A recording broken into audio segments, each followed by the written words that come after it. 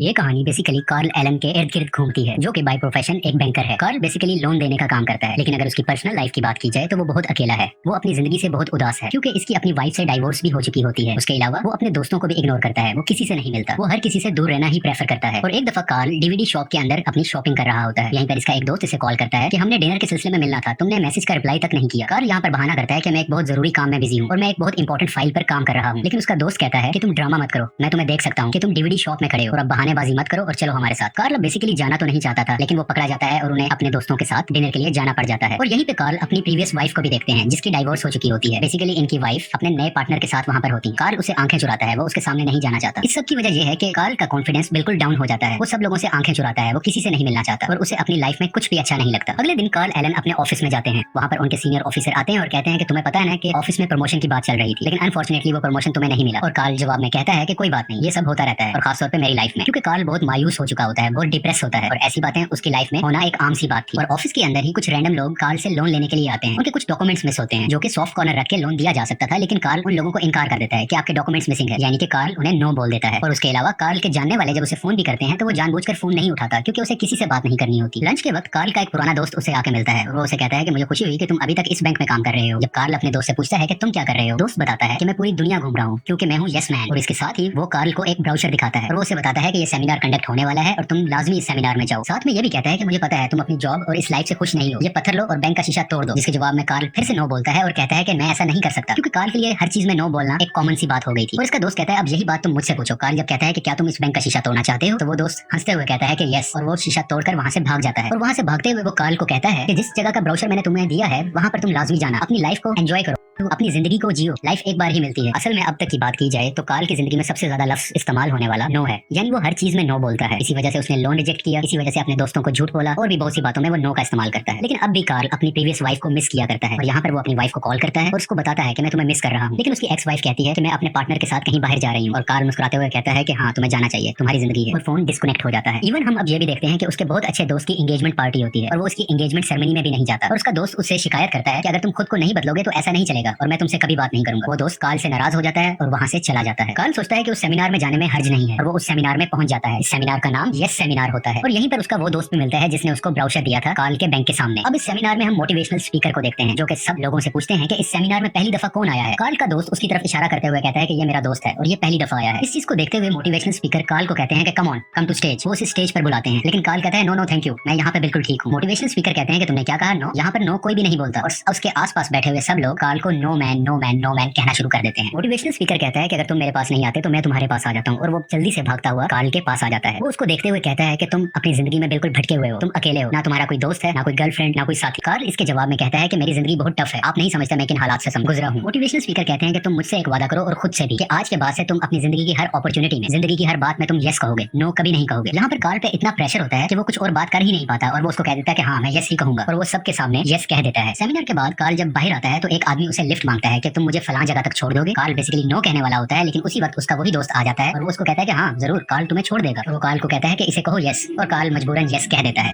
सफर के दरमियान वो लिफ्ट लेने वाला आदमी कार्ल को कहता है कि क्या तुम्हारे पास फोन है, मैं वो इस्तेमाल कर सकता हूँ। कार्ल उसे भी यस कह देता है और वो फोन पर लंबी लंबी कॉल्स करने लगता है। थोड़ी देर में उसकी जगह आ जाती है जहाँ पर उसने उतरना था। वो उसे कहता है क्या तुम्हारे पास कुछ पैसे हैं। अब कार्ल नो बोलना चाहता है, लेकिन वो उस सेमिनार की वजह से कहता है कि ओके मैं तुम्हें पैसे दे देता हूँ, यानी कि वो यस करता है और वो उसे अपने सारे पैसे भी दे देता है। खैर कुछ शख्स को छोड़ के कार्ल अपने घर की तरफ चल पड़ता है। रास्ते में उसकी गाड़ी खराब हो जाती है। अब ना तो उसके पास पैसे हैं, क्योंकि वो सारे पैसे उस बंदे को दे चुका था। उसके अलावा उसकी फोन की बैटरी भी डेड हो जाती है, क्योंकि वही शख्स बहुत लंबी कॉल्स कर रहा था, जिसकी वजह से बैटरी डेड हो चुकी है। कार्ल यहाँ से पैदल नियरेस्ट पेट्रोल पंप के पास जाता है और अपना क्रेडिट कार्ड स्वाइप कर एक खाली डब्बे में पेट्रोल भर रहा होता है, ताकि वो उस पेट्रोल को ले जाए और गाड़ी में डालकर अपने घर जा सके। लेकिन पेट्रोल भरते हुए वहाँ पर एक लड़की आती है। वो लड़की बाइक पर बैठे हुए कार्ल की फोटो खींच लेती है और वो उसे मुस्कुराते हुए कहती है कि शायद तुम्हारी गाड़ी का पेट्रोल खत्म हो गया है, अगर तुम्हें मुनासिब लगे तो मैं तुम्हें छोड़ सकती हूँ तुम्हारी कार तक। और कार्ल कहता है यस, और वो उसकी बाइक पर बैठकर अपनी गाड़ी तक पहुंच जाता है। बेसिकली इस लड़की का नाम एलिसन है। एलिसन मजीद कार्ल से पूछती है कि क्या तुम ठीक हो। कार्ल अपने मुंह में बोलते हुए ये कहता है कि हाँ मैं ठीक हूँ, बस मुझे एक किस चाहिए। बेसिकली वो अपने मुंह में ही बोल रहा होता है, वो ऊंची आवाज में नहीं कहता, लेकिन इसकी ये बात ये लड़की एलिसन सुन लेती है और वो उसके चेहरे पे किस करके वहाँ से चली जाती है। और कार्ल इस चीज को देख के बहुत खुश हो जाता है और वो ये सोचने लगता है कि ये सब कुछ जो हुआ सिर्फ यस बोलने की वजह से हुआ, क्योंकि अगर मैं उस भिखारी को लिफ्ट ना देता तो ये सब कुछ ना होता, ना ही ये लड़की मिलती। और कार्ल ये फैसला कर लेता है कि मुझे अब हर चीज में यस ही बोलना है। अभी ये वो बातें सोच ही रहा होता है कि उसके बॉस की कॉल आ जाती है। ये दिन सैटरडे का होता है, जो कि छुट्टी का दिन है, लेकिन उसका बॉस कहता है कि ऑफिस में कुछ काम है, क्या तुम आ सकते हो। और कार्ल कहता है कि यस, और वो अपने ऑफिस में पहुंच जाता है। ऑफिस के अंदर एक औरत आती है जो कार्ल को बताती है कि मैं एक छोटा सा का केक बनाने का बिजनेस करती हूँ और मुझे अपने बिजनेस के एक्सपेंशन के लिए कुछ लोन चाहिए। हालांकि इनका बैंक छोटे लोन्स नहीं दिया करता, लेकिन कार्ल ने फैसला कर लिया होता है कि वो हर चीज पर यस बोलेगा और नो से दूर रहेगा और उस औरत की बात को सुनते हुए उसका लोन एक्सेप्ट कर लेता है, यानी कि उसको लोन दे देता है। इसके अलावा वो अपने पुराने दोस्तों से भी मिलने जाता है। वो उन्हें बताता है कि मैं अपनी जिंदगी में चेंज लेके आ गया हूँ, अब मैं हर चीज को यस कहता हूँ और मैं काफी अच्छा फर्क फील कर रहा हूँ। और इस चीज का फायदा उठाते हुए उसका दोस्त मजाक में वेट्रेस को बुलाता है और उसको कहता है कि यहाँ पर ड्रिंक्स और खाना लाना बंद मत करना, क्योंकि सारा का सारा बिल हमारा दोस्त कार्ल देगा। क्या कार्ल तुम बिल दोगे ना? और कार्ल कहता है यस। कार्ल यहाँ पर बहुत ड्रिंक करता है और नशे की हालत में बहुत नाचता है, कूदता है और गाता है। उसने लाइफ में ऐसा कभी एंजॉय नहीं किया जैसा कि आज रात वो कर रहा है। नेक्स्ट मॉर्निंग आ जाती है और कार्ल की एक नेबर जो कि एक ओल्ड एज लेडी है, वो उसके पास आती है। वो उसे कहती है कि क्या तुम मेरे घर का एक शेल्फ ठीक कर दोगे? कार्ल उसका घर का शेल्फ ठीक करता है, लेकिन उसी दरमियान ये ओल्ड लेडी कार्ल को सेक्सुअली हैरेस करने लगती है और कार्ल कहता है नो नो ऐसा कुछ नहीं होगा हमारे दरमियान, और कार्ल वहां से बाहर भाग आता है।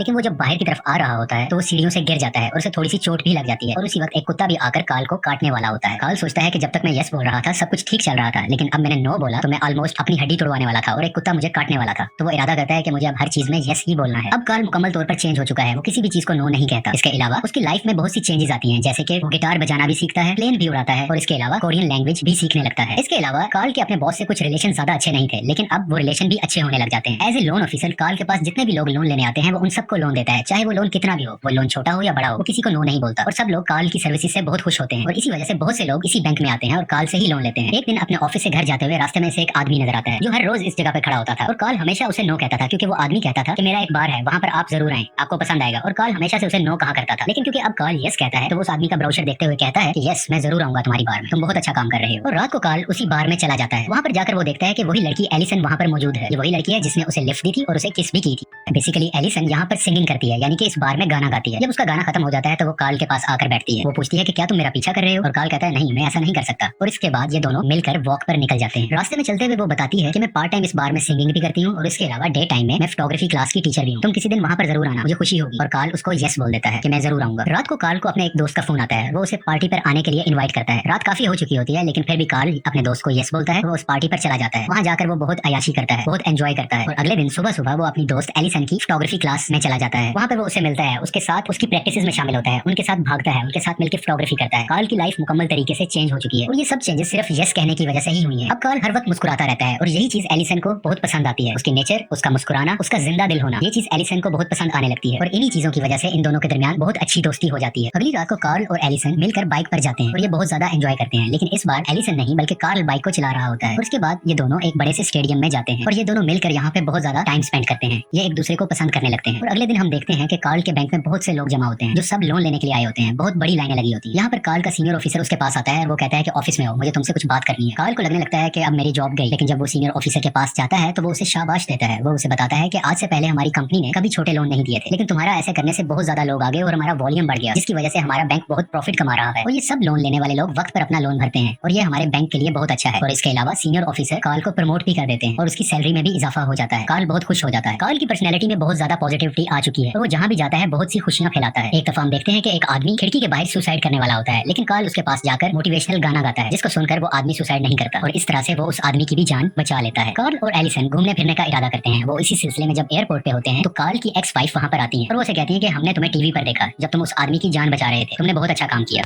कार्ल कहता है वो तो बस यूं ही। ये सब देखकर उसकी एक्स वाइफ बहुत हैरान हो जाती है कि कार्ल में ऐसी चेंजेस कैसे आ गई, वो इतना मुस्कुरा कैसे रहा है, वो इतना पॉजिटिव और इतना जॉली कैसे है। वो उसे पूछती है कि तुम यहाँ कैसे? वो उसे बताता है कि मैं अपनी गर्लफ्रेंड का इंतजार कर रहा हूँ। वो पूछती है कि तुम कहाँ जा रहे हो? तो वो कहता है कि हमने अभी तक ये डिसाइड नहीं किया, वो जब आएगी तो हम यहीं से डिसाइड करें कि हमें कहाँ जाना है। इसके बाद एलिसन भी आ जाती है और वो मिलकर टिकट काउंटर के पास जाते हैं और वो टिकट ऑफिसर को कहते हैं कि यहाँ से पहली फ्लाइट जो भी है जहाँ भी जा रही है हमें उसकी टिकट दे दो। और पहली जाने वाली फ्लाइट का नाम होता है निब्रास्का। ये दोनों मिलकर निब्रास्का चले जाते हैं। वहाँ पर ये बहुत एंजॉय करते हैं, फोटोग्राफी करते हैं। यहाँ पर कार्ल का ह्यूमर, उसकी बातें करने का अंदाज और उसकी पॉजिटिविटी को देखते हुए एलिसन बहुत ज्यादा इंप्रेस हो जाती है और वो पहले से ज्यादा कार्ल को पसंद करने लगती है। और वो कार्ल को कहती है कि क्यों ना हम यहाँ से जाने के बाद एक ही घर ले लें और मिलकर वहाँ पर शिफ्ट हो जाएं। कार्ल इस बात को सुन के बहुत खुश हो जाता है क्योंकि उसकी लाइफ भी बहुत अकेली होती है, वो तनहा रहता है और वो इसकी बात पर यस कह देता है। अमेरिका वापस जाने के लिए ये टिकट ले रहे होते हैं कि उसी वक्त वहाँ पर दो कस्टम ऑफिसर्स आ जाते हैं और वो कहते हैं कि हमें आपसे कुछ सवाल करने हैं। वो उन्हें बंद कमरे में ले जाते हैं और वहाँ पर कार्ल से पूछा जाता है कि क्या तुम अमेरिका से नफरत करते हो? कार्ल कहता है कि नहीं ऐसा कुछ नहीं है। उसके अलावा मजीद कस्टम ऑफिसर्स कहते हैं कि हमें तुम पर शक है क्योंकि हाल ही में तुमने प्लेन को उड़ाना सीखा, कोरियन लैंग्वेज सीखी, उसके अलावा एक फर्टिलाइजर कंपनी को तुमने लोन दिया, शायद उनको बम बनाने के लिए तुमने लोन दिया। कार्ल कहता है नहीं ऐसा कुछ नहीं है। ऑफिसर्स कहते हैं कि हमें तुम पर शक है, तुम्हारी शादी 6 महीने से ज्यादा नहीं चली, ऐसा सब कुछ क्यों हुआ? खैर ये इनके मामूल के मुताबिक सवाल थे, लेकिन जब शादी का सवाल पूछा गया तो एलिसन हैरानी से देखती है, क्योंकि एलिसन को नहीं पता था कि कार्ल की शादी हो चुकी है या फिर उसकी डाइवोर्स भी हो चुकी है। कार्ल ने ऐसा कभी जिक्र नहीं किया था। असल में ये कस्टम ऑफिसर्स कार्ल को टेररिस्ट समझ रहे होते हैं, क्योंकि प्लेन चलाना, एकदम से लैंग्वेज सीखना ये कॉमन बंदा अमूमन नहीं किया करता, जिसने पहले कभी ऐसी एक्टिविटीज में हिस्सा ना लिया हो। लेकिन कार्ल उन्हें बताता है कि ये सब कुछ मैं यस कहने के चक्कर में कर रहा हूँ और मेरी लाइफ में बहुत बदलाव आ रहा है। और उसके अलावा कहता है कि मुझे मजीद अपने वकील से बात करना है। यहाँ पर उसका दोस्त वकील आ जाता है और वो उन्हें उस सेमिनार का बताता है कि उस सेमिनार के चलते हुए मेरा क्लाइंट हर चीज पे यस कहता है, जिसकी वजह से उसकी जिंदगी में बहुत पॉजिटिविटी आई है और इसलिए उसने ये सब एक्टिविटीज की। और दूसरी तरफ एलिसन को लगने लगता है कि कार्ल ने जितनी भी बातें उसे की हैं या उसने यस का जवाब दिया है तो वो सिर्फ उस सेमिनार की वजह से दिया है। वो एक्चुअल में शायद यस नहीं कहना चाहता था, लेकिन मजबूरन उसने मेरी हर बात पे यस बोला और इसलिए वो उसके साथ घूमने गया था और इसलिए उसने उसके साथ रहने के लिए यस भी कहा। वो समझने लगती है कि कार्ल मुझसे झूठ बोलता आया है आज तक और वो उससे नाराज होकर वहां से चली जाती है। और एलिसन के जाने से एक बार फिर से कार्ल की लाइफ डिप्रेस हो जाती है। वो उसे हर वक्त मिस करता है, वो उसे फोन करने की भी कोशिश करता है लेकिन वो फोन नहीं उठाती। वो उसे बार में भी जाकर मिलता है लेकिन एलिसन उसे वहां भी नहीं मिलती और एक बार फिर से कार्ल अकेला हो जाता है, तन्हा हो जाता है। एक दिन कार्ल की एक्स वाइफ उसे कॉल करती है और वो उसे कहती है कि तुम मुझसे आके मिलो, मुझे कुछ जरूरी बात करनी है। जब कार्ल अपनी एक्स वाइफ के पास जाता है तो वो बताती है कि मेरा पार्टनर, मेरा बॉयफ्रेंड, मेरा उससे ब्रेकअप हो चुका है और मैं अब उसके पास बिल्कुल नहीं जाना चाहती। मैं तुम्हें फिर से पसंद करने लगी हूँ, मैं तुम्हारे साथ दोबारा जिंदगी गुजारना चाहती। लेकिन कार्ल उसे इनकार कर देता है क्योंकि वो कहीं ना कहीं एलिसन से प्यार करने लगा है और वो वहां से चला जाता है। उसने अपनी एक्स वाइफ को नो कहा होता है, इसलिए अब इसके ज़हन में एक वहम सा आ जाता है कि अब उसकी लाइफ में सब कुछ बुरा होने लग गया है और बुरा होता रहेगा। और इसी परेशानी के आलम में वो उसी मोटिवेशनल स्पीकर के पास जाता है जिसने इसे यस कहने के लिए मोटिवेट किया था। कार्ल उस मोटिवेशनल स्पीकर की गाड़ी के पीछे वाली सीट पर छुप जाता है जो कि उसको नहीं पता होता। और जब ये गाड़ी चला रहा होता है तो कार्ल एकदम से पीछे से निकलता है और उसे आके कहता है घबराना मत, मैं कार्ल हूँ। लेकिन मोटिवेशनल स्पीकर डर जाता है, घबरा जाता है और कार उसके कंट्रोल में नहीं रहती और वो दूसरी गाड़ी से टक्कर मार लेता है, यानी कि एक्सीडेंट हो जाता है। और एक्सीडेंट की वजह से ये दोनों ही हॉस्पिटलाइज हो जाते हैं। यहाँ पर कार्ल को जब होश आता है तो वो अपने मोटिवेशनल स्पीकर से कहता है कि आपको ये रूल बदलना पड़ेगा कि हर चीज पर यस कहना होता है। मोटिवेशनल स्पीकर कहता है कि ऐसा कोई रूल नहीं है, मैंने तुम्हें सिर्फ इसलिए कहा था क्योंकि तुम मेरी बात नहीं सुन रहे थे। जरूरी नहीं है कि हर बात पर यस कहा जाए और तुम्हें यस सिर्फ तभी कहना चाहिए कि जब तुम्हारा दिल उस चीज को माने। तुम्हारा दिल जब कहे तभी तुम्हें यस कहना चाहिए। कार्ल इस बात को सुनता है और कहता है कि अब मैं बिल्कुल समझ चुका हूँ और वो अपने दोस्त से टाइम पूछता है और ये टाइम एलिसन की फोटोग्राफी क्लासेस का होता है। और कार्ल फौरन हॉस्पिटल से उसी हुलिये में एलिसन के पास पहुंच जाता है। वो एलिसन से मिलकर कहता है कि मैंने आज तक तुम्हें जितनी बार भी यस कहा वो मैंने दिल से कहा था, हमेशा सच बोला था, सिवाय एक चीज को छोड़ के कि जब तुमने मुझसे पूछा था कि